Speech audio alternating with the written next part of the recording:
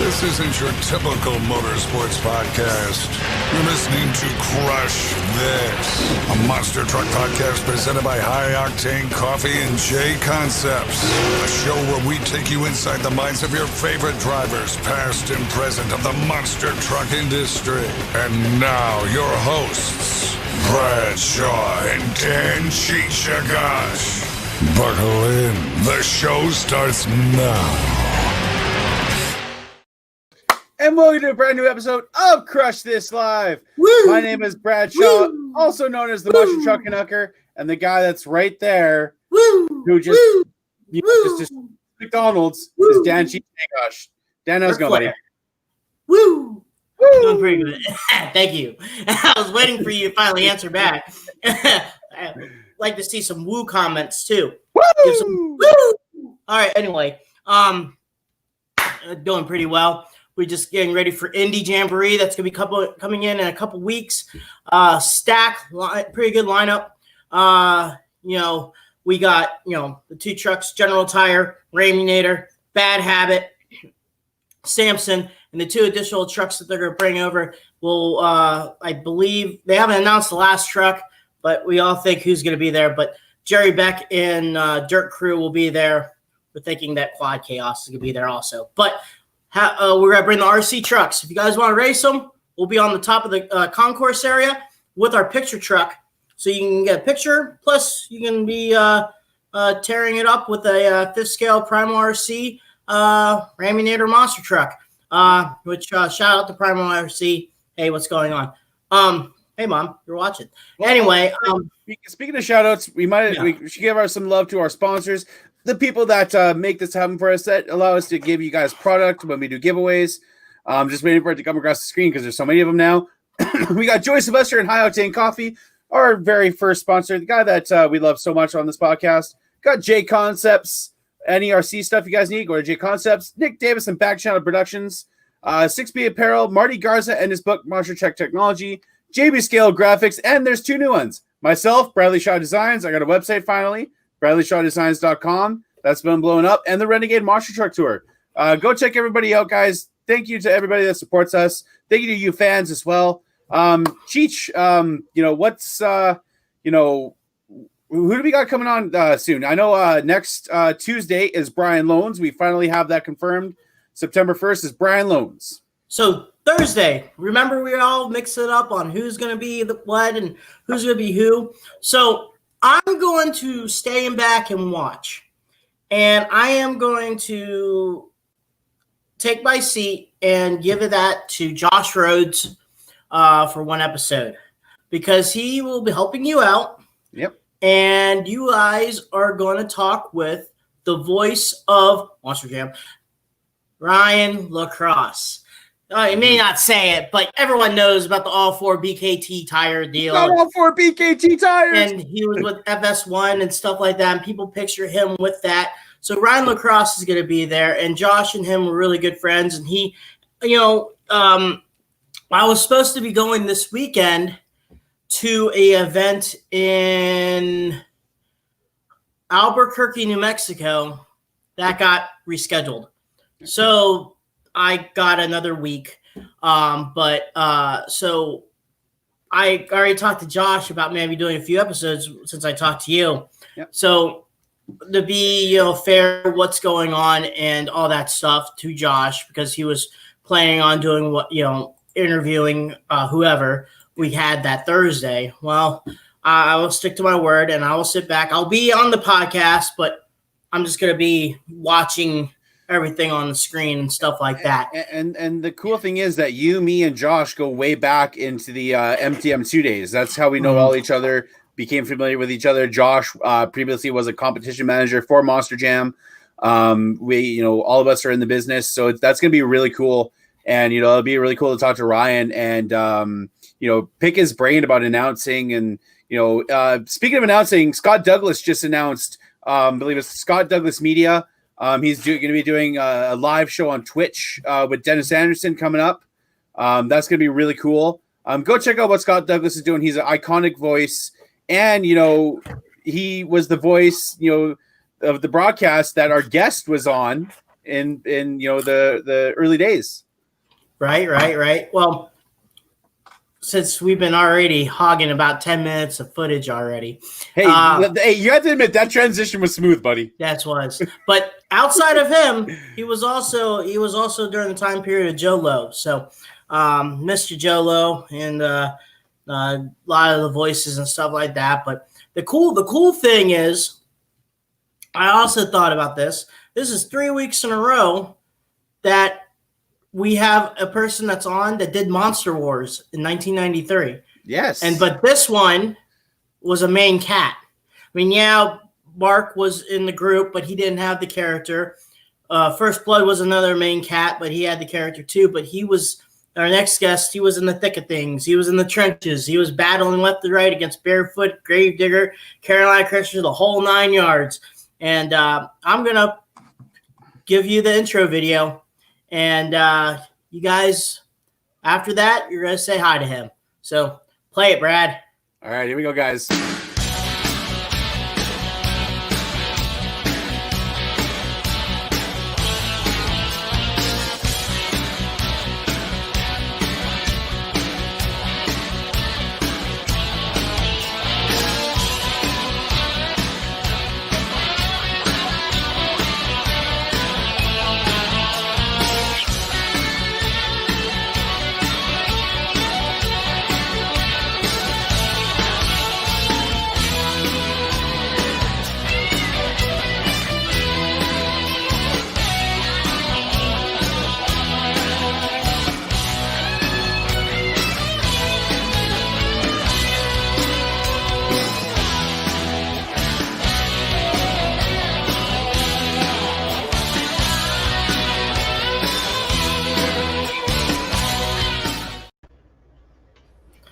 None other than David Morris. How's it going today, sir? Good, man. Thanks for inviting me on.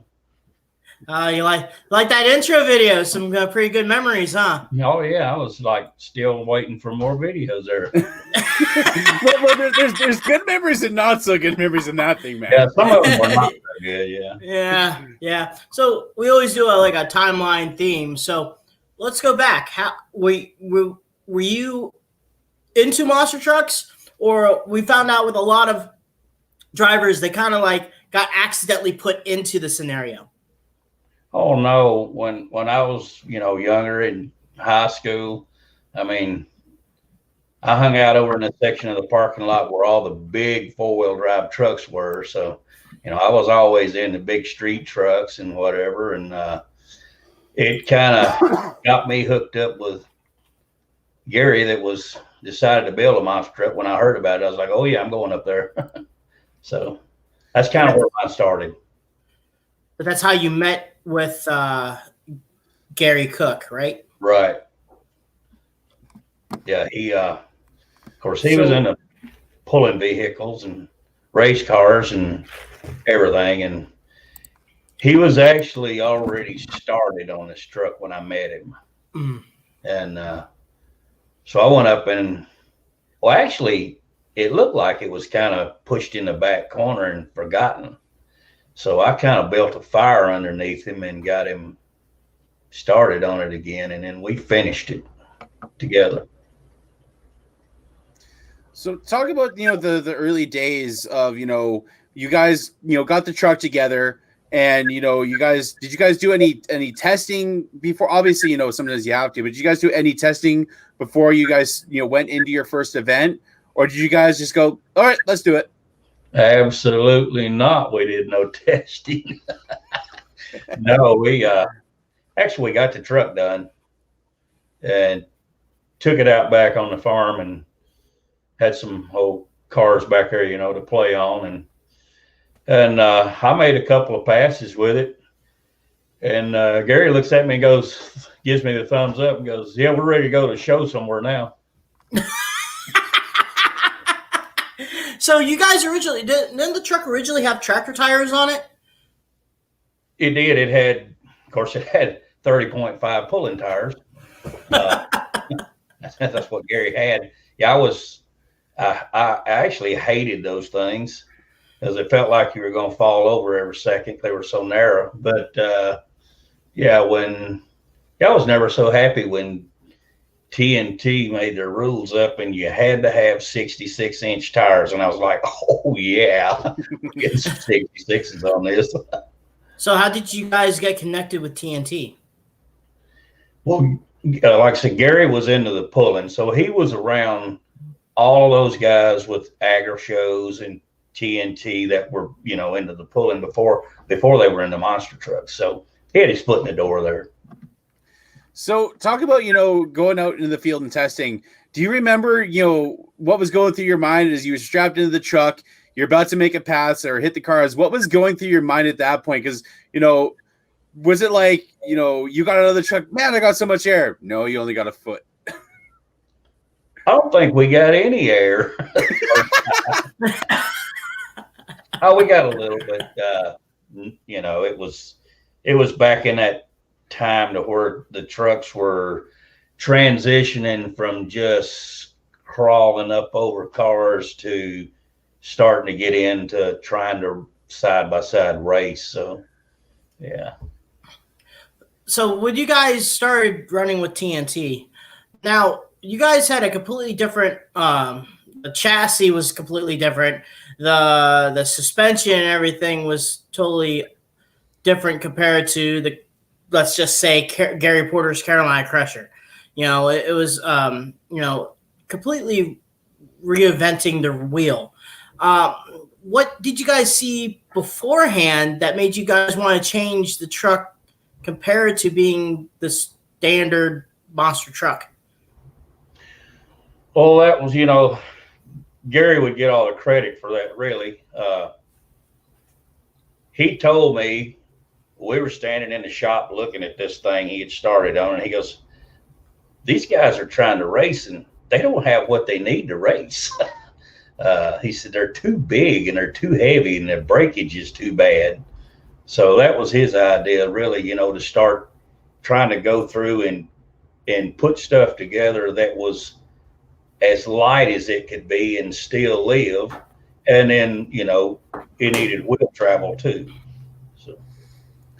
Because at that time, with TNT, you mentioned, that's when, monster truck racing was kind of just getting its ground, the side by side stuff. And here you guys come in with, a chassis design that's, like Dan said, it was different than, what Gary Porter was doing, or even, what the Bigfoot guys are doing at the time, which that would change, about 2 years later or so, if I remember my history is correct. A year later. What was the reaction when you guys showed up at your first TNT event with the Equalizer? Were people, looking at your truck like, what are you guys trying to do with this? I'll never forget it.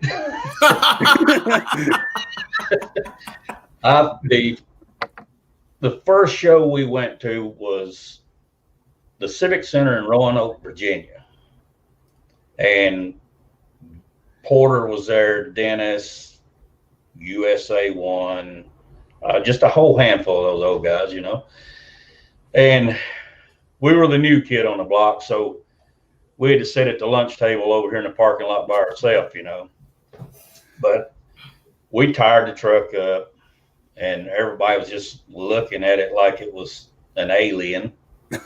And it was compared to what everybody was running, And we went in and did the show that night. And I think we wound up somewhere about third place out of that field or something. And I won't never forget, years later, I was talking to Gary Porter about it. And he said, David, I want to be honest with you. He said, when y'all showed up with that thing, I really didn't think you'd make it through one night of racing before it broke in half. I mean, it was just so tiny compared to what, those guys. But, it didn't take long for everybody to kind of see the handwriting on the wall. So, so that was what, late 88? Or that was that beginning of 89? No, that would have been in 89 because we didn't start with TN. Well, no, I'll take that back. It could have been late 88. But we actually did do I remember you guys at Tallahassee. Some late stuff in '88, yeah. Okay. Would have been. Yeah. So the transition of the truck, continuing the build up, and then towards it just seemed like your guys were on a steam train locomotive, and you guys couldn't stop. Like that '89 season, it was just. Let me rephrase that. You guys were a steam train until you got that silver flag, and then that silver flag seemed like bad juju or bad karma for you. It just seemed like you couldn't keep that flag, but you always picked it back up. Yeah, I told him I didn't want that flag. It gave me bad luck. It seemed like stuff would start happening that never used to happen, but it was fun back in those days. I mean, we were far enough advanced for what was out there that, I mean, actually there was some times when I could just make sure I was ahead of the guy that was beside me to try and keep, parts salvaged and stuff to make it, through the weekend or whatever. It was fun back then. Well, with the trucks back then in '88 and '89, you there was like the fields were insane. You had the Bigfoot Camp, USA 1, Marvin Smith and Stomper. You had you guys, Mike Wine, Jersey Outlaw, Awesome Kong, No Problem, Dennis with Gravedigger. The lineups then were very competitive. Like everybody wanted to win and rip each other's throats out. And how hard was it to stay calm in those situations where, let's say you were lined up against, Andy Brass and Bigfoot, or, what was it hard to stay calm in those situations? Not really, because when you're lined up against somebody like Andy Brass and Bigfoot, or Rod Litzow and USA 1, those guys are expected to do good. So you're kind of the underdog, the pressures really should be on them and not an average Joe, Right on. And so you're going through the '89 season. It's definitely between you and Gary Porter and Carolina Crusher. And you go ahead and you clinch the '89 championship. The first year with the truck. And you guys all the way skyrocket. And then you guys did more changes to the truck. What was the story? What committed you guys to start using coilover Custer shocks on the truck in '90? Did you guys hear the stories about Bigfoot on their, off-road desert suspension truck that was supposed to be coming out to take on you guys? And what got you guys committed, saying we could put nitrogen shocks on these trucks, or coilovers? On your truck. Equalizer. Yeah. Everybody, not just us, everybody knew where it was starting to go. So we knew we had to make changes and advancements to make it work better. And let's face it, our first shocks were cylinders that we kind of refabricated off of combines. With coilover springs on. They worked and they got us through, but we knew we needed better stuff. So, what was, the '89 season like for you as a driver, winning the championship, what are some of the stuff that, fans don't know? Oh, Cheech, what the heck? I don't know. No, I had to tune some stuff. That was my fault. I don't know what's going on. Gosh darn it, I pay Frontier so much money for internet, and all I get is dog poop. Whatever. I need to go find another company. I'm getting tired of this. So, as I was asking, with the championship season you had in Equalizer in '89, was there a lot of hardships in that season that a lot of us don't know about? A lot of behind the scenes stuff that, really kind of made it, that much more special or a little bit more difficult at the time?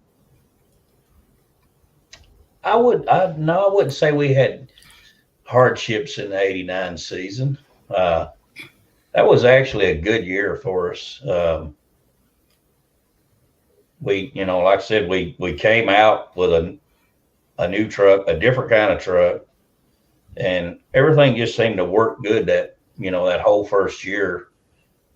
It was after that when all the changes started coming. Yeah, I mean, it's up to you to talk about it, but I knew there was a little bit of a falling out. That Roanoke show when Digger kind of drove into you. Well, I kind of have the whole '90s season, and the way Army and Gary were talking, Army and Scott were all talking about, like, at the Roanoke show, that I think that show you're expecting a kid, I believe, that week, correct? A child, Right? And then out of nowhere, the next show, Roanoke, you weren't there, and Mike Wine was driving the equalizer for that Roanoke show, and then after that, they brought the young boy Greg Holbrook in, and so we're not going to really go into detail about the falling out or whatnot, but you took a hiatus, and between that hiatus, there was times where you actually drove for John Moore and no problem. You took like almost a 2-year hiatus, right? Or were you still driving other trucks?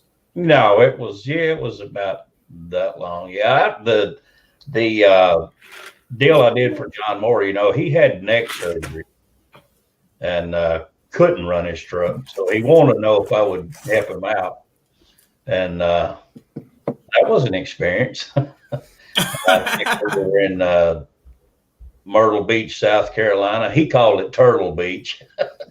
I guess he didn't think I was going fast enough. But yeah, we went down there and ran his truck. Oh no, I went to Indianapolis to the Hoosier Dome and ran it, but it was a lot different than what I was used to. Actually, the truck was fun to drive. I just couldn't steer it. I don't know how he drove that thing, to be honest with you. You had to turn the steering wheel like 4 times to even make it start to move one way. And I was just used to, I cut my wheel a little bit and it's going where I want it, and I was struggling with it real bad, but it was fun. So, you step away for a while, and you occasionally you filled in for John Moore, no problem. How did you come back to driving Equalizer? How did that all come about? Cheech knows more about, the TNT stuff. I'm more of the 90s Penda Series, USA Motorsports. That's what I grew up watching. How did all that come about? How did you, get back with Gary and with Equalizer? I guess, I guess Gary had come to another point where he didn't really have anybody to do it for him. And we had, whatever differences we had, we had those up, and he wanted to know if I wanted to run it a little bit. So I did. I went back and ran it for a little while, and then I was just going to get away from it, And he says, so he talked me into buying it from him. And I told him, I said, I can't buy this thing from you. So he talked me into it, but and it worked out. And then, of course, after I bought it, I ran it a little bit, and then I made some changes to the truck that I really wanted to do when he had it, but he always told me he was the race guy and I was the looks guy. So one quick question I have, and I don't know if you were kind of a part of this. What was with the wing? That was like one of the weirdest things I see. I was like, wait a second, why does it have a giant wing on it? Like, do you know anything about that or the story behind that? You're talking about the weight that was bolted on the side of it? Like, no, like the giant wing. I think that was. Wing. I thought you said weight. No. I don't think it did anything, but I guess the idea was trying to push it down Personally, I don't think you're going at speeds enough to make it work like that, but I guess that was the idea. I didn't like to win. So you ran a lot during the 92 season. You got back basically behind the wheel of the equalizer truck, and you did a lot of the United States High Rod and Penna stuff like that. Now, a lot of people I like to know myself, what was the story about the paint job? Was it just blue with splats? Was it supposed to be skies? What was the story behind the blue truck, not the red one? Because the red one, we knew the line, and then they had the little truck on the side of it. But nowhere the famous blue, red, and then in '93 you brought out the orange and blue. But a quick story about the paint job on the truck.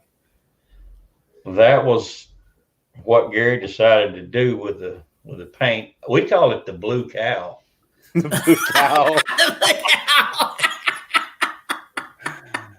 That's I'm thinking about it. Yeah. Blue cow.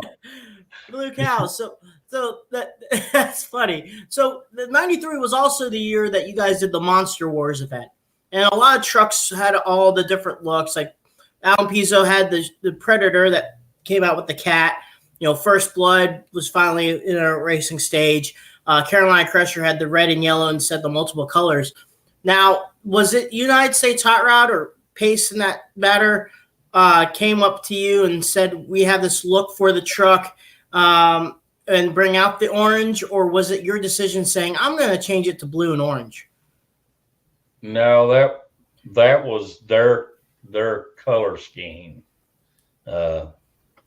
So that's where the blue and the orange came from originally, was with that deal. Those characters, though. Yeah, let's talk about that. So, like, when they're pitching the idea to you about Monster Wars, and they mention, the whole characters thing, it's gonna be like pro wrestling style promos, and then you see them, for the first time. What was your reaction about that? Because looking back on it, they could be cringy as you wouldn't believe. Yeah, they would send those guys up into the stands at shows too. Oh no! Oh yeah. Really? Yeah, they would, and try to have them interact with the fans. And I'll never forget, we were in Jacksonville, Florida one year, and they decided they were going to have these guys jump out of an airplane and parasail down into the stadium. And it was cool. But except my guy liked to kill himself. They're all coming over the stadium, and they're landing on the field, and I look and I'm like, well, who's this guy? And it's my guy. He's missing the stadium. He's missing the stadium. And he's fighting and struggling. And you can tell he's really fighting, So he almost landed in the crowd, to be honest with you. And got it back, and he came back, and he landed in a big chain link fence and just hung there. Oh my God.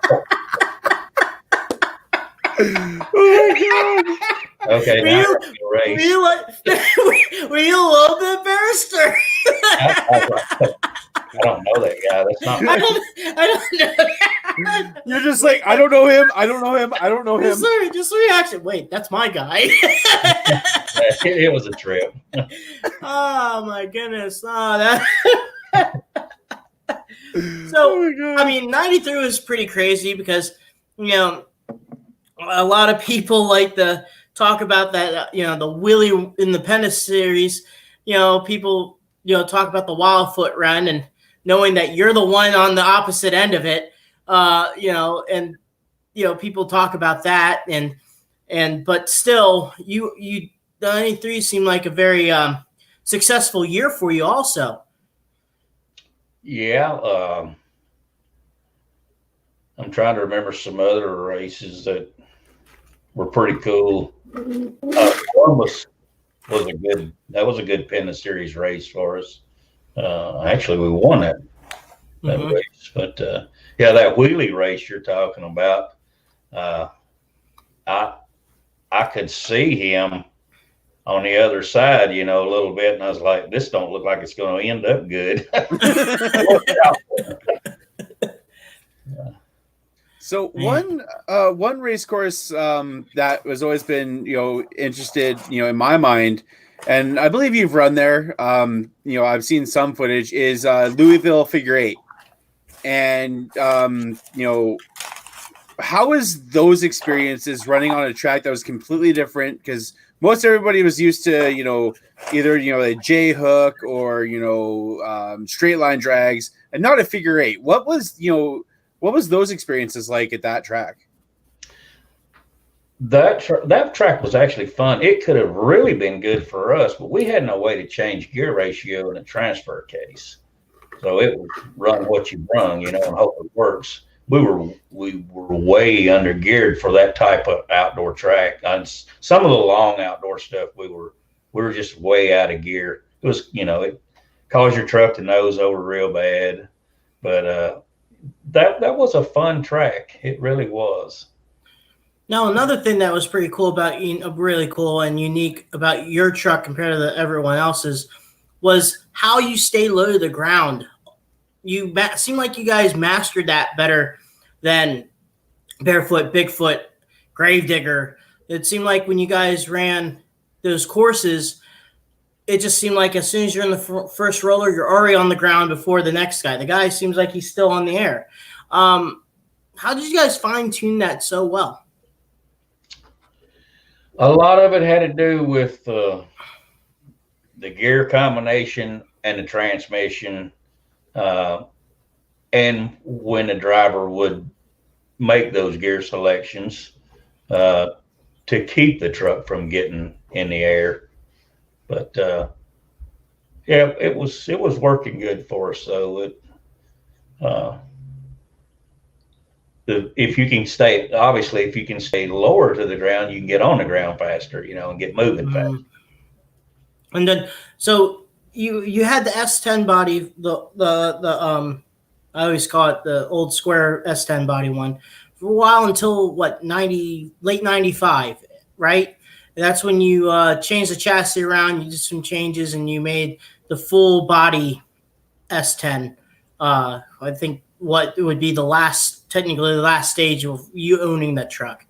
What got you the idea of going, okay, let's start changing this truck around, even though internally, you even changed some stuff internally too, right? Yeah, actually, we did our last show in the Houston Astrodome. I think it was Thanksgiving weekend or right around that time. And when I got home from Thanksgiving weekend till the first weekend in January, I completely destroyed that truck and redone it. And I owe a big lot of that to Gary Porter. I carried my chassis to his place, and we cut that thing off in front of the engine, which was the rear, and in front of the driver, and kept that section of the frame rails. And we fabricated a full from that part, the whole chassis, and mounted a body on it in about 4 days, 3.5, 4 days. Wow. It was, but yeah, I owe a lot of that change I made to Gary, because he helped me out a lot on it. So you guys changed the cradle and everything like that. And then the one thing I noticed too, when I saw the picture,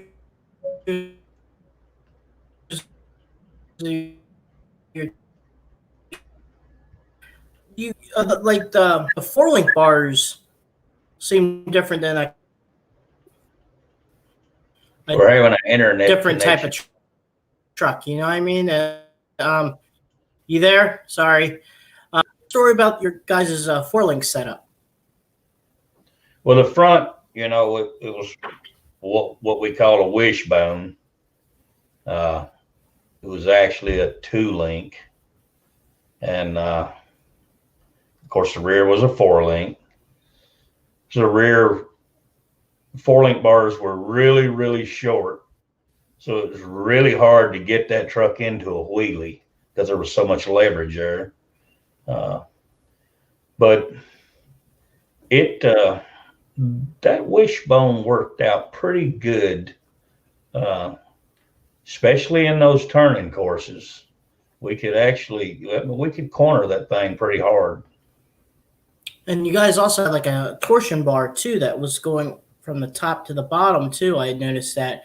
I remember one show, it was the Columbus show in the Penn in 92. And I believe in round 1, you broke that torsion bar. Round 2, actually, you broke that torsion bar that goes up and down on the front or the back of the truck. And I remember you had to keep on like duct taping it, or you had to keep on fixing it. And I think that show you won still against Gravedigger in the finals. But explain about that torsion bar that you guys had on the front and the back of the truck too.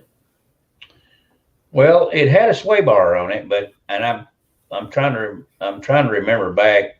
It also had what I would call a stabilizer bar, like a Ford pickup would have, to keep your axle centered under the truck. And that's probably it. Yeah, maybe what it was. I don't know. That's probably it. We didn't have a lot of issue with that though, unless we hit a wall or something.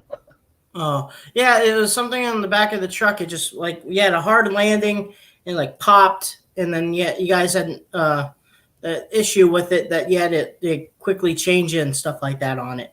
But anyway, it was pretty cool because you were explaining the Army about that, and it got really into some detail to it too. But let's fast forward from that to you debut the new the new and approved equalizer truck, and you start becoming a very, very tough competitor in the turning courses. Yeah, when we were doing a lot of stuff for USA Motorsports, they would always have like a turning course race and a straight line race all in the same night, And we always did really good in those turning courses. The truck cornered good. We figured out how to be able to drive it without making it overpower itself in those corners, and that helped out a lot. So, I apologize, you guys had to go to the bathroom, so I don't know what you guys have been talking about. We are talking about right now the new and approved equalizer that was around the 96 to until he sold it to Mike Hawkins, that truck. Okay. We talked about the changes of it, and now we're talking a little bit about USA Motorsports. Okay. The question I have is, even when you guys had the original truck in 1988, 89, and even when you guys went to, the newer body style, you guys stuck with it. You stuck with an S10, which I appreciate because I have had 2 square body S10s. I have an affinity for those trucks and that body style. Was that just a thing that, when you went to the more rounded S10 body, was that just a thing that you just wanted to keep just going with the S10 style? Well, like you said, we started with an S10, and I didn't really have a problem with it. I mean, the visibility was really good with it. Mm-hmm. There wasn't much body there you could see real easy. But I really liked those S10 body styles in those 90s, I thought they were cool, so I just stayed with it. Yeah, that's pretty awesome. And then the S10, you brought the new body style and stuff like that. So what's the story with the blue headlights? Well, Digger had red headlights. I thought, why can't I have some blue headlights? No, it was pretty cool. And those things, it was by accident. We wanted them to flash, just alternate back and forth. And somehow the ignition or something in the ignition would pick up through the flasher when the motor was running. So when they'd shut me off at the line, I don't know if you ever noticed, my lights would flash slow back and forth. And then as soon as I fire the truck, they flash back and forth real fast. I don't know how it happened. It was an accident. But we thought the blue lights were cool. So, when USA Motorsports is doing this stuff on TNN, that was, one of my also favorite kind of times as a monster truck fan, growing up watching that Motor Madness. And, what was your thoughts on, the presentation that they had, for USA? You had Ralph Shaheen and Mike Galloway as the commentators, and they brought Dusty Rhodes in and kind of tried to do like a pro wrestling angle with it. What was your thoughts on the whole presentation of that at the time? I really wasn't sure, to be honest with you. You never know what's going to work and what's not going to work. It was, just like the characters with the Monster War stuff. I didn't know if it'd work or it wouldn't. You were just happy that you didn't have a guy, that was trying to represent your truck to come down and. yeah. That I wish you guys could have seen it. I love that. Who's guy? That's my guy. So during the 97 season, a lot of television was going on and stuff like that. And you were doing both the obstacle course and the straight line racing. And it seemed like this time, instead of Carolina Crusher, Bigfoot was on your heels. And Samson. And you had so many trucks.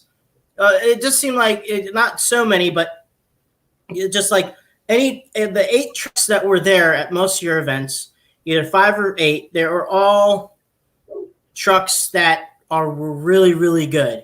Like one night you'd be facing against the first show. I remember Tim Hall was talking to me about the time the first ever race was between him and you at Des Moines, Iowa.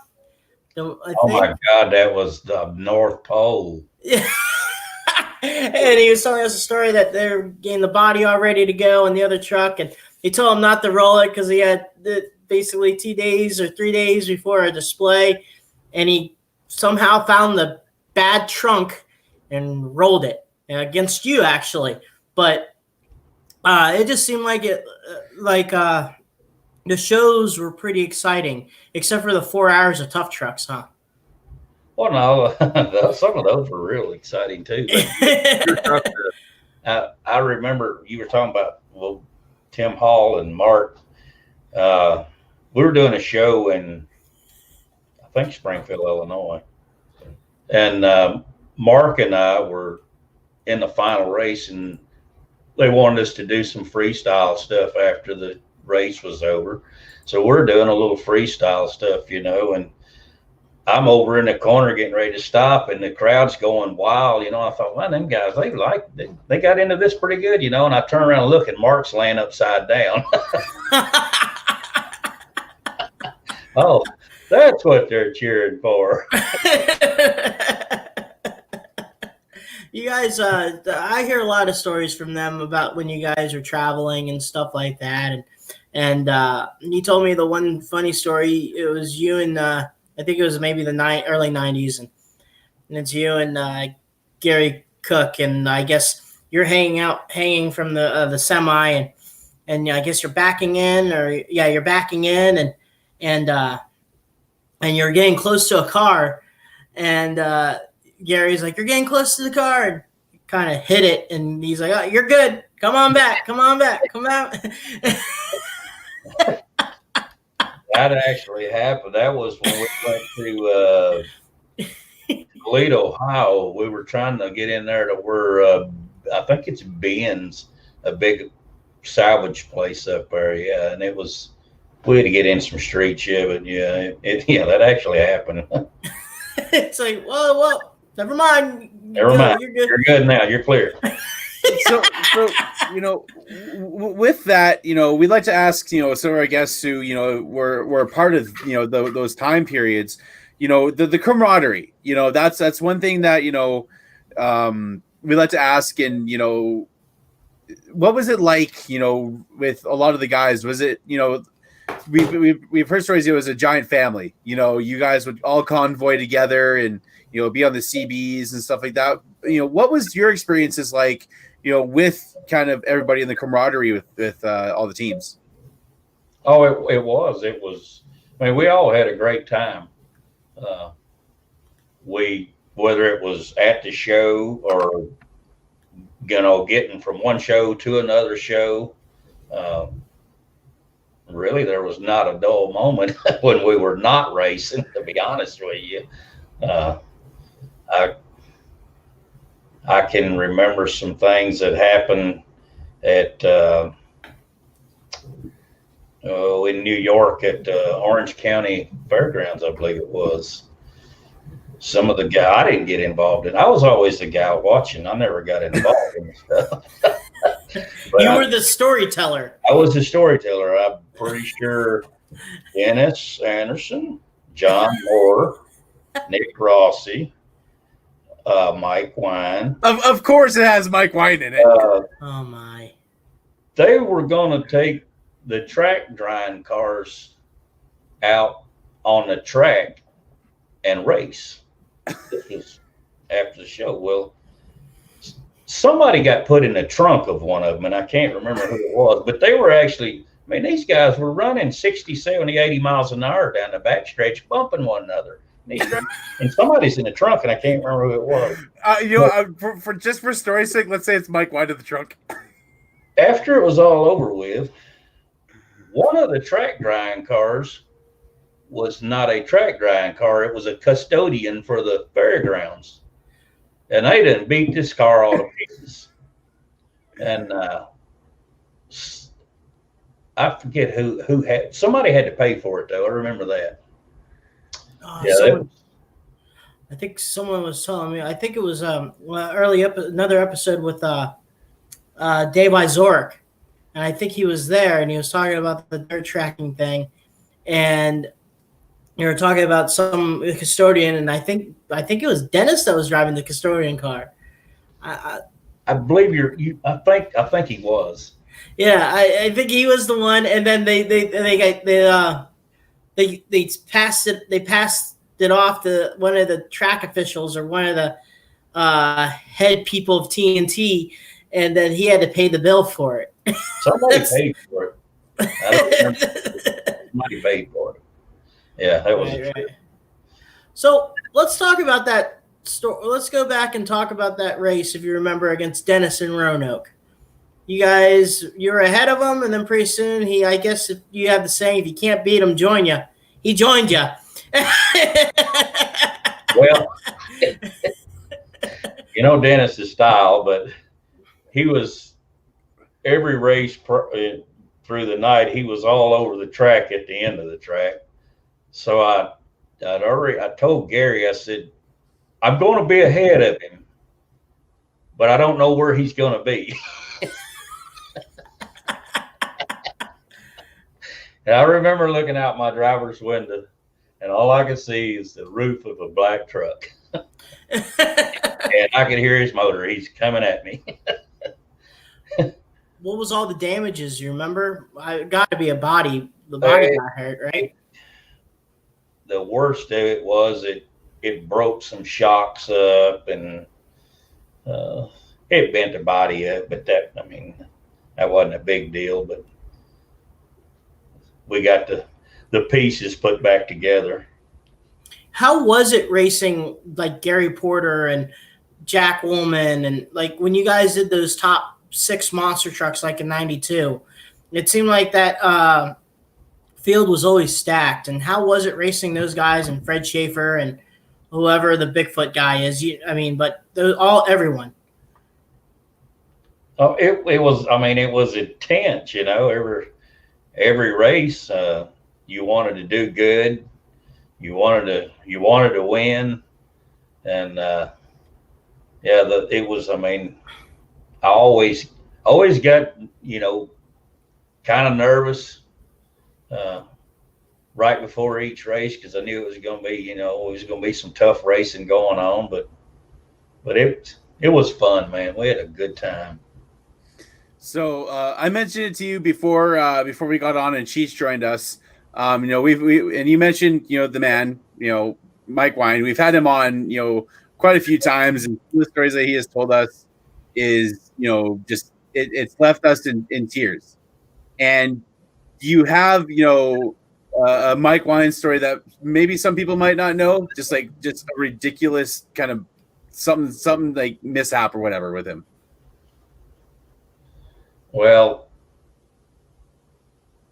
I could probably think of a lot of stories Mike Wine has, but one that comes to mind, we were in Memphis and we were all staying at this hotel, and he threw some kind of, I don't know if it was a giant firecracker, a stick of dynamite. I don't know what it was, but it sounded like a stick of dynamite.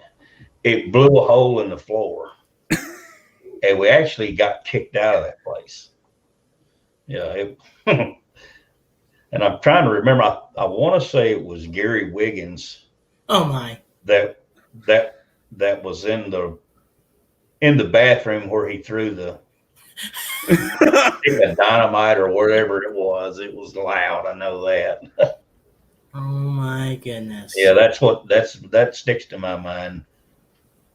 Oh my. There was it seemed like also like when you did USA shows, it was always you, Tim, and Dan Patrick. And he was telling me one time, tell him about the airport.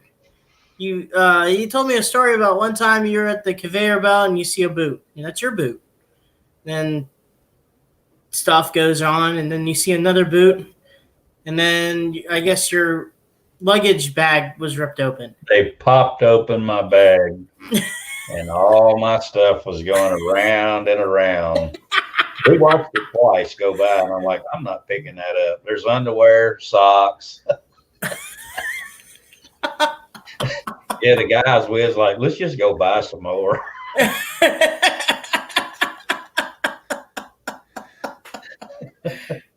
So, one thing Cheech kind of brought up before we went live is, and it's still with the Equalizer today, is the relationship between, Equalizer and Lucas Oil.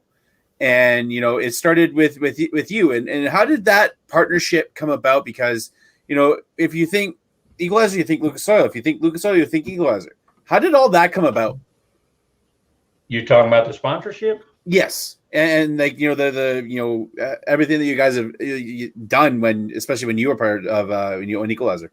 Yeah. Well, Gary and I were in Anaheim, California, doing a race out there for US Hot Rod. And that's where we that's where we met up with the Lucas Oil, and the guy that owns it, Forrest, he wanted he wanted his name to be a part of the monster trucks, and so he approached Gary about it, and that turned into something really good down the road for me after I got involved in it by myself. And that guy, those people are super, super nice people. Forrest, his wife Charlotte, Bob Pattison that's out there with them. They were just super good people. They were super good to me. And I mean, people get sponsorships, and I'm sure they go through all paperwork, and you got to sign this and sign. We had a handshake. That was our sponsorship, and he stuck to his end of it, and I stuck to mine. And still, the longevity was pretty good. Like, even when you sold the team to Mike Hawkins, they were still with that truck until the sponsorship let go, or versa. But still, the longevity, like, it was just I guess when you guys had the deal, when you had the deal with Lucas, racing was a strong point, and what did you think was the good point of the longevity of your guys' deal? I guess what you're trying to ask me is how the relationship was so good. I think it's because of what he saw in us, and just we were basically kind of like him. That guy grew up in southern Indiana on a farm, and just a good old boy, and he made his way, and that's basically what we were. And I think he he just wanted to be a part of what we were doing. So, you Cheech mentioned it, you sold the team to Mike Hawkins, and how did that come about? You were, looking to get out of the sport, and, how did the connection between you and Mike happen, and just that timeline of, stepping away from the business? Well, Mike contacted me, and then we just made a deal, and he wound up getting the truck, just the truck. He didn't get the haul rig and stuff, but he got the truck, and then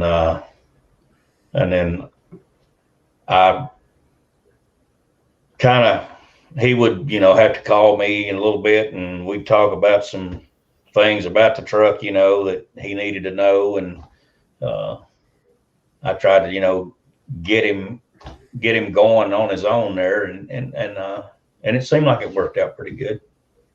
So how did you, did you follow the truck ever after Mike got it? Because it seemed like as soon as you handed off the ball, let's just say, he ran with it. And for another 20 years, that truck, the name of the truck, Equalizer, even though he changed it, made into a Patrick, a full-size Silverado, stuff like that, but the name was still around, and it was a competitive name still. And, with the aspect of a lot of freestyling turning on, it became a very strong freestyling truck. Mike was also a very good racer too. Knowing that, how awesome to hear or see the name of Equalizer still being competitive. I lost your sound there for a second. Oh, okay. But I think I understood what you were saying. Oh. Yeah, I kept up. I would, try to keep up with what he was doing, and watch what I could of it, and see what I could of it. But I was glad to see that he was able to take it and do some good things with it. Keep it going. So we got a couple fan questions here. They've been kind of building up throughout the night here. And our first question is from Stephen Michael Dudley. And he asks, how did David come up with that canoodling rod term that Gary Porter mentioned on TNN? Well, I can't remember what show it was at, but he was asking me about something that I had broke, and I told him it was a canoodling rod, and that, I don't know, it just kind of stuck with him, and he always joked me about it. But they also gave me, him and Dennis gave me a nickname of Scooter. I don't know if y'all ever. Yeah. They always called me Scooter. If you look over, he'll just be scooting on down through there. So no, we got. Oh, okay. Oh, my bad. We got another one with from Josh Rhodes. He said, "What was your view from behind the wall of King Kong 3 famous wreck into the 76 sign and laying on top of two brand new police cars at Myrtle Beach?" I had a front row seat there, Ed. And I was like, "Holy crap!" But yeah, that was a spectacular crash. I didn't know Steve had got out of the truck. All you could see was fire, a fireball in it. And so we all gathered around, and then I look over and he's standing there with us. It's like, wait a second, where did you come from? I don't know how he got out so quick, but he got out really fast. I got a question here from Dean Wisner. Have you ever been knocked unconscious on a landing? I've never been knocked unconscious, but I've had my brain rattled. Hey, that's why they call them brain buckets. Yeah. I've seen those stars and spots. So everyone has their fair shares of ringers, but I had another one. Frank Mimi asking, did you ever want to drive or be back in the business again after you sold the truck to Mike? Every day. You miss it. You miss it. And when I'm out doing my thing now, working a regular job, and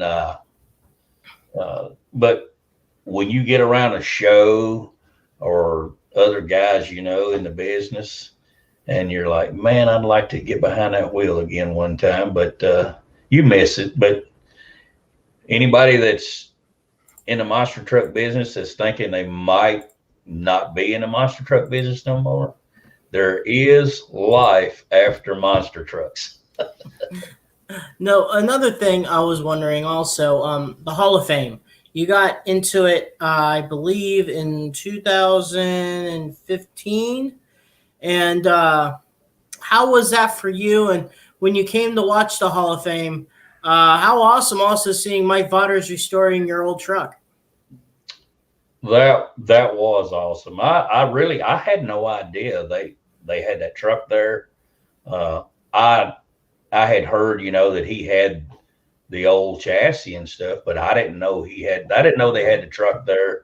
And then, they said, we got another, entry that we want to show everybody that we're putting into the museum this year. And so everybody gathered back and they had it covered up. And, when they pulled that cover off, man, and I just stood there looking at that thing, I was about in tears when I saw it. But that was awesome.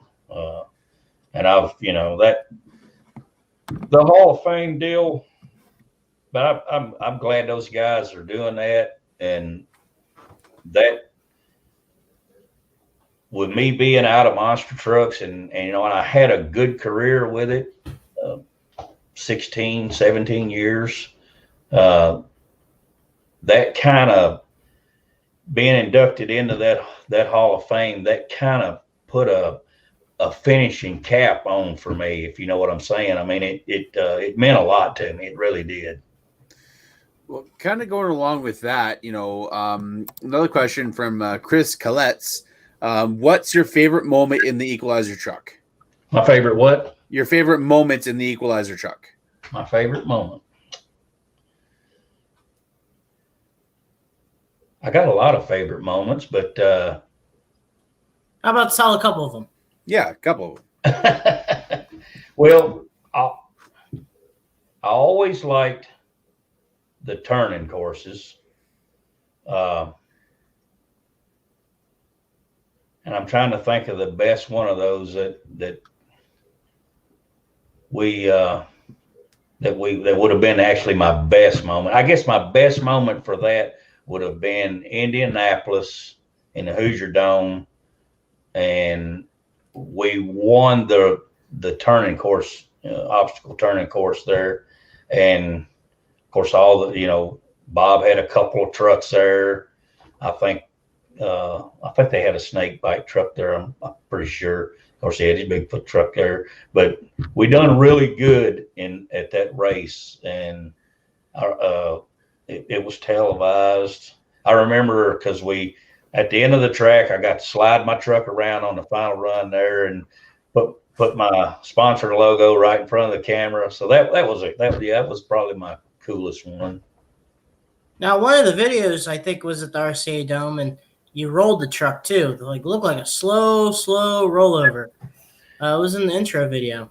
Actually, that was Minneapolis at the Metrodome. Oh, okay. And that was the week from hell. My Freightliner was down. We hauled the truck up there with my dually and a gooseneck on an open trailer, and it was sub-zero temperature.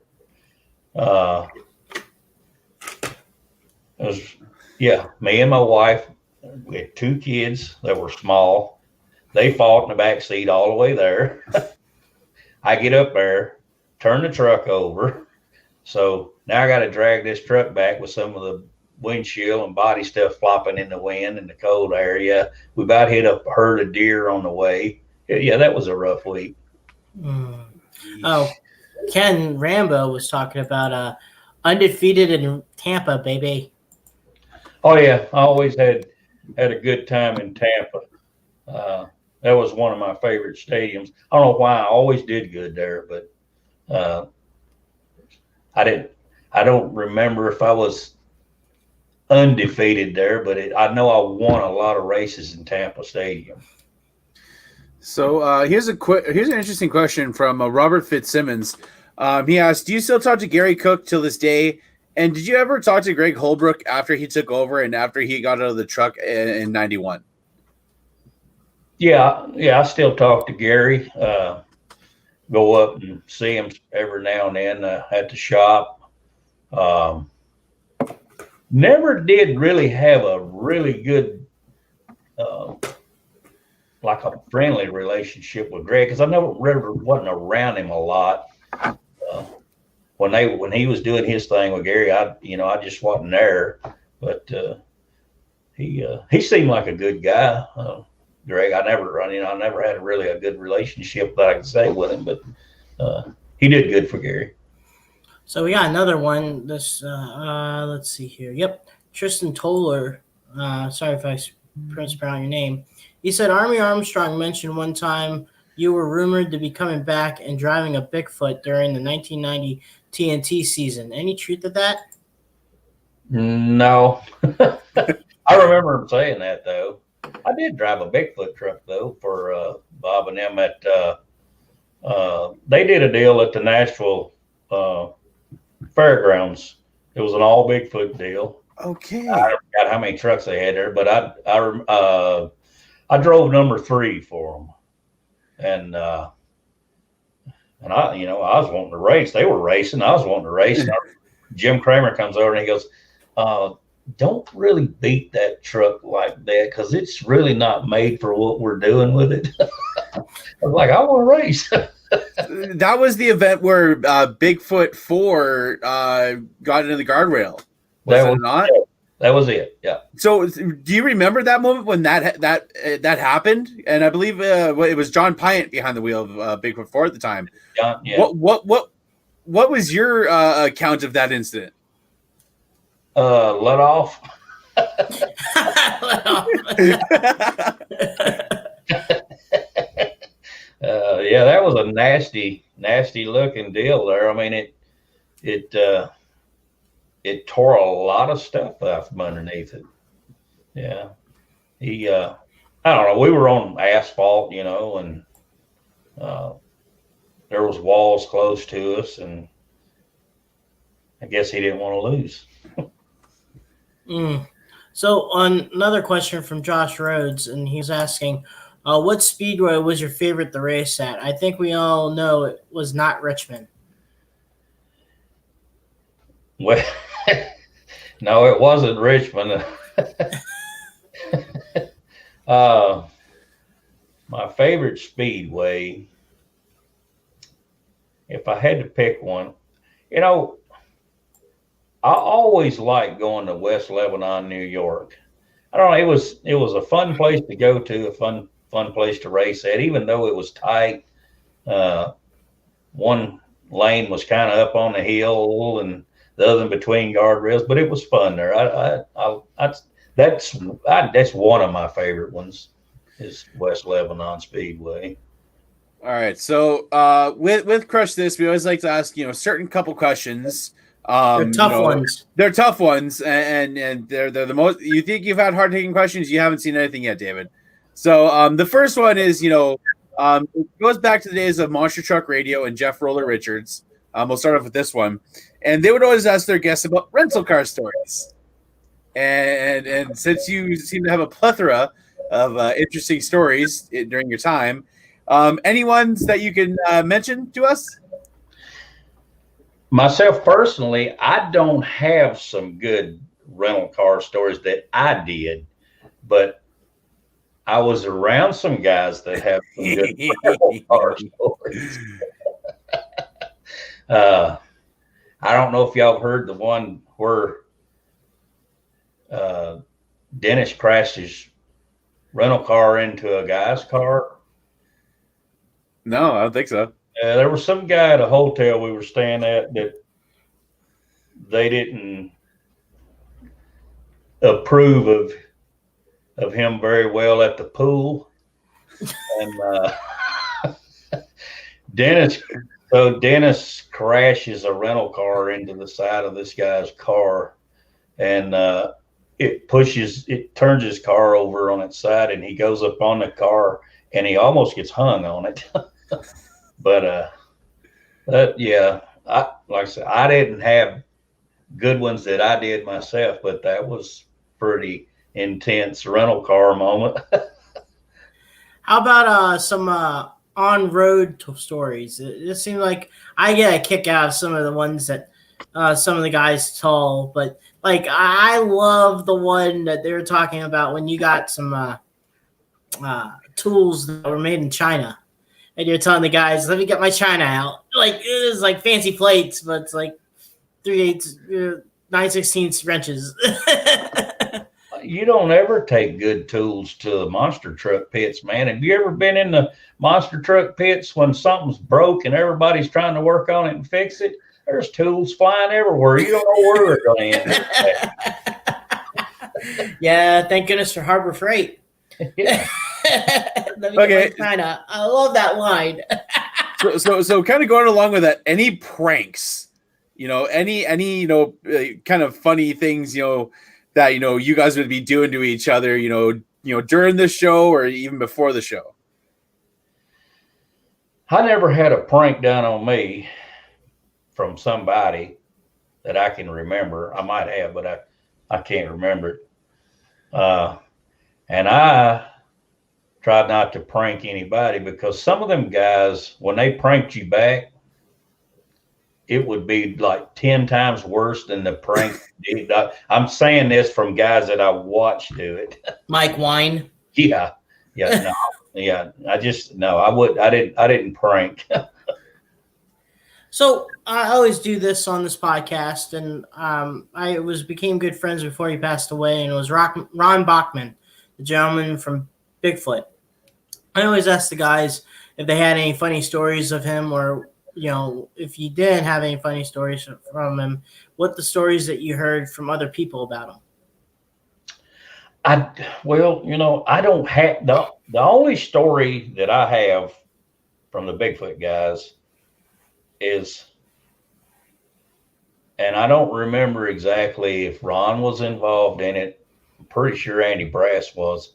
Somebody got left in a rest area on purpose. Was that Jim Kramer? I can't remember who it was. It's been so long ago, but one of them left the other one in a rest area on purpose. I can't remember. I think it was the way I was hearing the story was it was Andy. Oh, so the story what I heard was Jim was driving. Jim was in the back of the rig, back in the sleeper, and Andy was driving, and Jim was sleeping. So Andy went to use the restroom at the rest area. He didn't know Jim got out of the bed cab and went to the restroom also. So that's when Andy got into the rig and took off. I know one of them got left in a rest area. Yeah, I think that was the story, because Jim got left in the rest area because Andy thought he was in the bunk bed. And this is way before cell phones. So he didn't know. He thought he was still sleeping. So I think that was it. I think that could have been it. That was it. How about this? Do you have any stories with Gary, like with Gary Porter?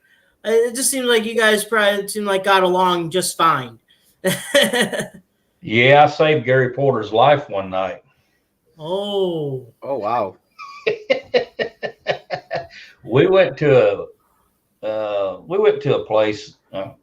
We were in California after the show. This was an after the show event. And so everybody was having a good time, I think Gary had some punch. I'm not sure. Maybe too much punch. And some guy bumped shoulders with him in this place we was in. And so I could see where it was going. I was like, "Hey, Gary, come here. Let me talk to you over here for a minute." So yeah, I saved Gary's life. I think the guy would have got him. Oh my! All right, time for the hard-hitting questions. All right, Cheech, you got the documents all ready for this one? Yeah, I got new technology now. Oh, yeah, he finally upgraded. So these two questions have been around since day one of this podcast. The first one comes from our good friend, Brandon Culpepper Sr., and this question goes like this. What is your favorite kind of pie? My favorite kind of pie? Yes. Toll House. Ooh, that's a new one. What is that? I've never heard My of that. wife bakes those. They're the greatest. They're the greatest. Yes. What is that kind of pie? It's made with Toll House chips, chocolate chips, and the inside of it's chocolate, and it's got a crust on top. And if that thing is hot and you put it in a bowl of ice cream and put some syrup on it, woo boy. Does it come with diabetes? Probably. Diabetes. So are you for or against eggnog? For or against? Yeah. Yes. Eggnog. No, I like eggnog. That's one for the Norman brothers. Ah, dang it. So I got another one, and this is from my teammate, Kurt Kramer. I'm going to start making this average question, and we'll explain to you who they are. But do you like Mushroom Head? No. That's okay. That's it. It's a rock band from Cleveland, and he's a fan of them. But I just like to just throw it out there and just go ahead and we'll one of these days get the biggest Mushroom Head fan. But right now, that is a goose egg, Kurt. I'm sorry, you're 0-3, but it's all right. It's okay. So, by the way, just quickly, we've had a couple comments about from Dean. There's Dean right here. The man, the legend, Big Perm. Where's the mullet? I had to bring that stuff up. The waterfall. Sounds like you're a hair trender. It seemed like back in the 90s. It seemed like back in the 90s you had to wear the mullet. You, Dennis, Gary, Porter, it just seemed like a thing to do. Yeah, they're coming back. I saw Charlie Palkins working on one too. Nice. I still think that Dan Runcie probably had one of the best mullets in monster trucks. Rich Hoosier had one. He had a good one too. So we have a couple of people asking about the silver flag, and what was the story behind that? Like, was TNT just trying to motivate you guys to run even harder, or whoever won the race the week before got to carry this silver flag? Well, every time I'd stick it on my truck, I'd have something crazy go wrong with my truck. Just little crazy stuff. So I told them I didn't want the flag anymore. So that's kind of where that went. And then it just kept on passing. I think after the 89 season, it was done with. But, man,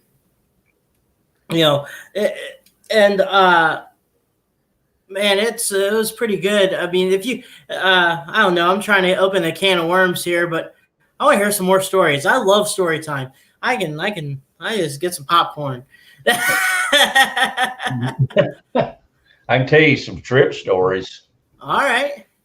We took a group of monster trucks one time down to Mexico City. And that, I'm glad I did it. I'll never do something like that again. But the roads were so bad, so rough. I mean, it was 980 miles of nothing but rough road. And I remember Bennett Clark was down there, and he had Nick Rossi's old International motorhome hauler, toter. And the roads were so bad. That thing was mounted on his truck with little leaf springs. The box had fell off, broke the springs, and it fell down on the tires. And we were on the side of a little road down there. And I told Bennett there was one spring left holding it on. And I told him, I said, I got a set of torches in the trailer you want me to get and cut that spring off, and we'll just push that box off in the side of the road and keep going. But yeah, that deal down there was, witnessed anything like that going to a show before. I mean, it was crazy. The cops would pull you over and tell you were speeding and whether you was or you wasn't, and it was crazy. Just to get that money. Yeah. All they wanted was $20. Of course, that was like a gazillion pesos, but back then. But yeah, it was wild. It was crazy. Yeah. So you talked about also some of the like I thought another funny story was the hamburger. You say that ordering a hamburger, well, no one can fail ordering a hamburger, but yeah. What got you the idea on that? Oh, if you order a hamburger, it's hard to screw up a hamburger.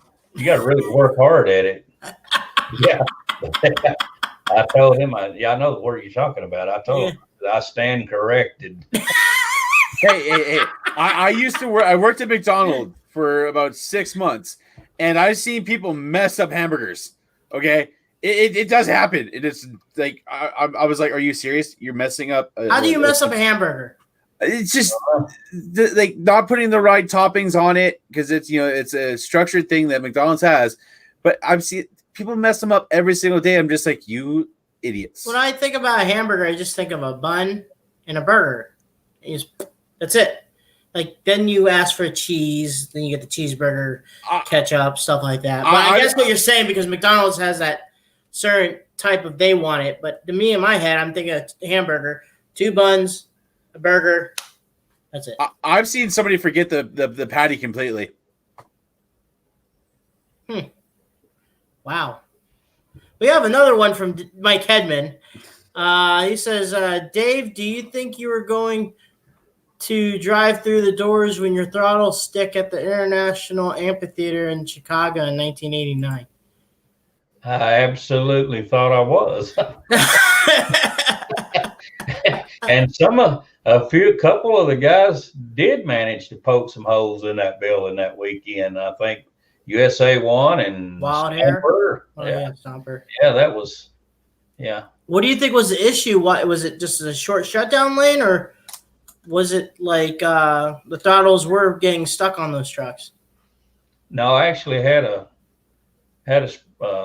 spring come off or something or another. I can't remember, but it went to the floor. I remember that, and I got the main power shut off before it got into the wall or Mike Speller.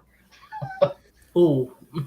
So one question that I have is, you and Gary came out with a truck that was, a bit of a more radical design at the time. And then you have Bigfoot 8 come out, and then you have Taurus 3 come out, the front engine, truck that still is, iconic to this day. What did you think of when those trucks came out, after you guys, in 88 came out with something completely radical for the time? Well, my first thought was we're going to have a motor. I mean, we were really like with the TNT days. I mean, we really didn't have much for a motor. We was able to just drive it down the track. I mean, we didn't have a blown alcohol motor. We had a blower with 2 Holley carburetors on it, but it was on a small big block Chevrolet, but I knew we were going to have to step up somehow with horsepower.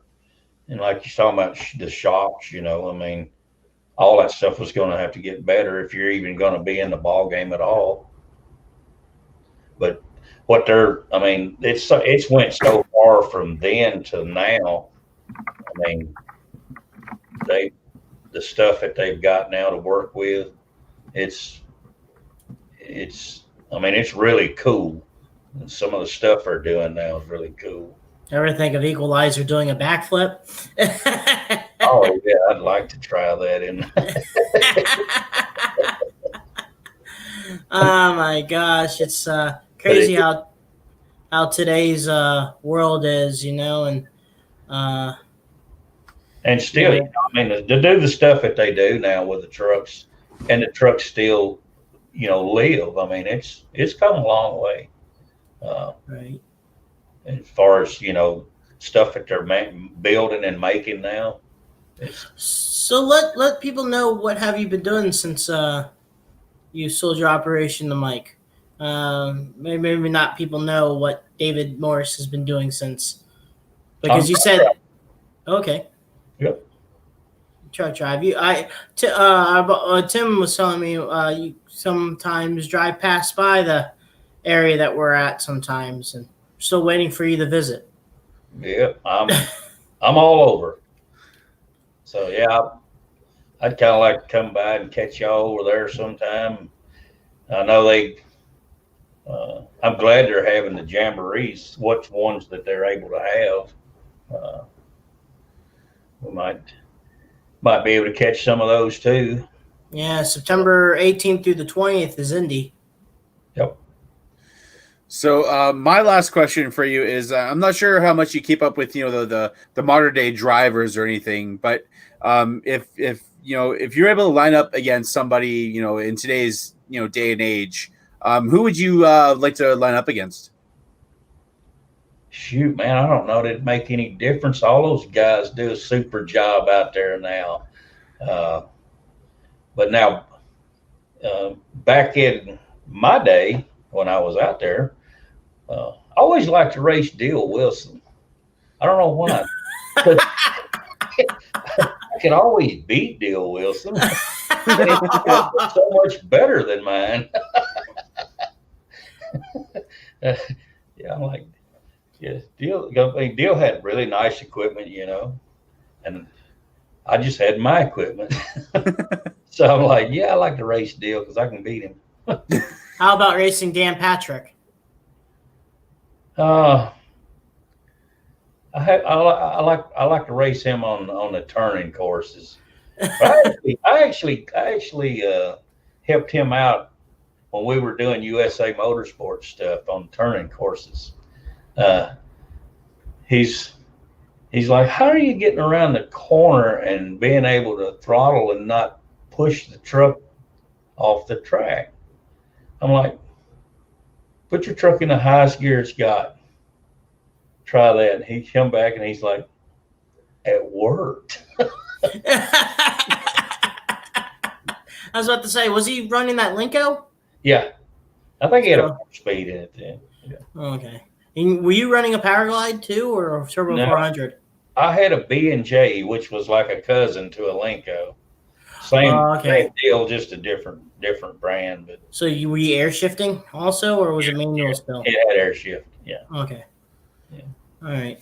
That's still pretty cool to, it's just crazy to think about how you guys started. You had that truck since late 1988 until you sold it to Mike Hawkins, and you still ran it for a few years after you got the new Patrick chassis. But the longevity of that truck is one of the longest running trucks out there at its time. And, that's the testament between you, Gary, and anyone else that helped out with you guys. And what do you say about that chassis there, Dave? I mean, when it was built, it was way ahead of its time. It was far enough ahead of its time when it was built that it was able to use it that long. I mean, it was designed for where the monster trucks were starting to go in that direction, and it was far enough in advance that it wasn't hard to keep it competitive.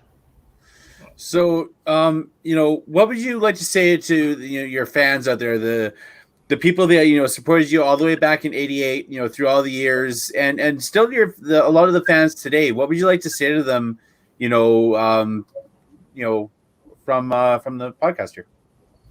Shoot, man, I enjoyed every minute of every one of them, and I thank them for supporting us and coming out and just being there with us and having a good time. I enjoyed it. It was great. It was awesome.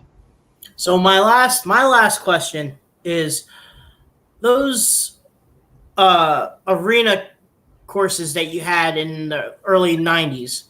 And, you had basically 8 cars and a short shutdown lane, and the races were so fast. And I'm assuming reaction time was such a key, but with those type of races, what was your game plan? Was it just to hammer down, or was it already before you even left the line to figure out how to stop the truck? Well, stopping it was the last thing you wanted to worry about. But no, just for me, those little short, arenas, it was just holding that first gear as long as you could hold it, and then trying to get her into high gear before it would leave that ramp, so you wouldn't get so much height, and it'd kind of keep the truck back down. Because then like you said, you had to worry about stopping, because some of those arenas it was really tight. Man, that's awesome. I did. You talking about the tightest arena I ever did was in Owensboro, Kentucky. I think Fred had his Leaf Spring race truck there, the one with the big Tundra tire, the tires that the spreader tires. Yeah, the ones that didn't have the tread on them. But he was there, and Jesse Berge was there, and me and Jesse Berge, we had to take his truck apart to get it in that building, because the door was only 8 feet tall. Wow. To get in it, we had to take his springs off, take his shackles off, and we actually drug it in with a forklift on plywood, put it back together, and then we worked about 4 hours after the show taking it back apart to get it out.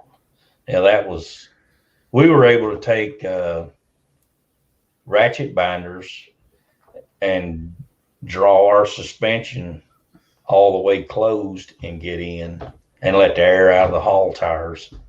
It was tight. Man,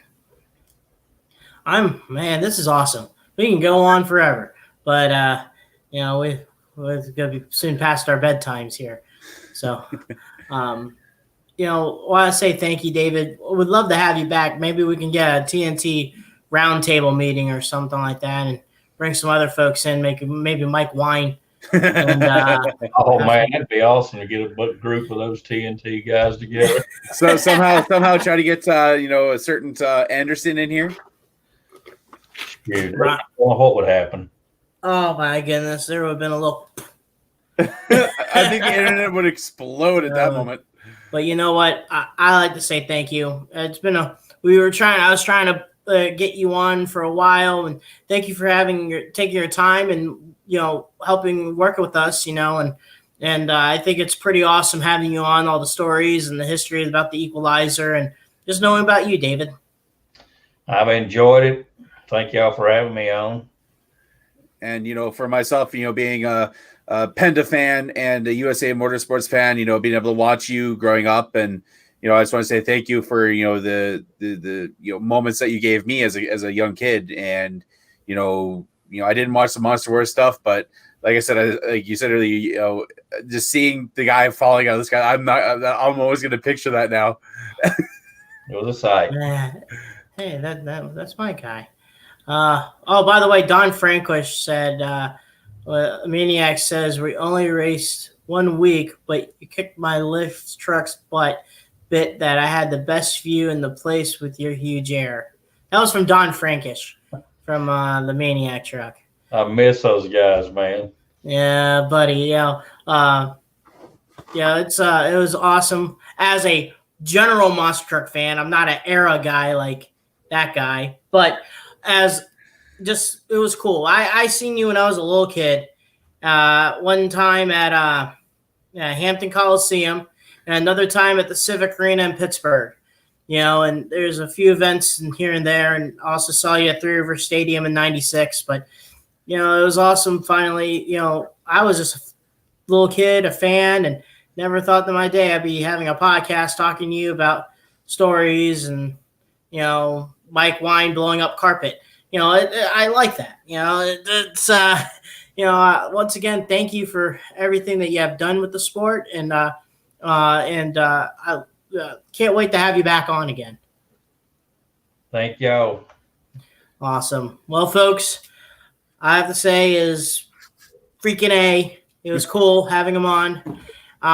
Like I said, this Thursday we're gonna have Ryan Lacrosse, announcer for Monster Jam, also does a rock station in Peoria, Illinois, and then his buddy Brian will be on next Tuesday. Yep, so, Brian Loans, announcer for NHRA.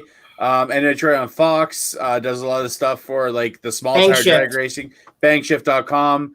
If you've watched anything from the Lights Out event or the Woodstock or any of like the small tire radio racing stuff, he does a lot of the stuff for that. So I'm excited for that one. Being an NHRA fan like I am, and watching Brian throughout the years, and even being on Hot Rod Drag Week, Motor Trend on Demand, it's going to be an awesome episode. And Cheech will release the information for the Thursday episode for next week. So stay tuned for that. And again, thank you guys for all the love and support. You guys are what drives us to keep going. And go check out all our sponsors that's on the bar there. Thanks to all of them for supporting us and what we do. We're going to continue on this train, guys. It's we love doing it. And one more thing, Brad. Yeah. I may think about what do you guys think about another giveaway? This time, a Crush This giveaway, a Crush This T-shirt.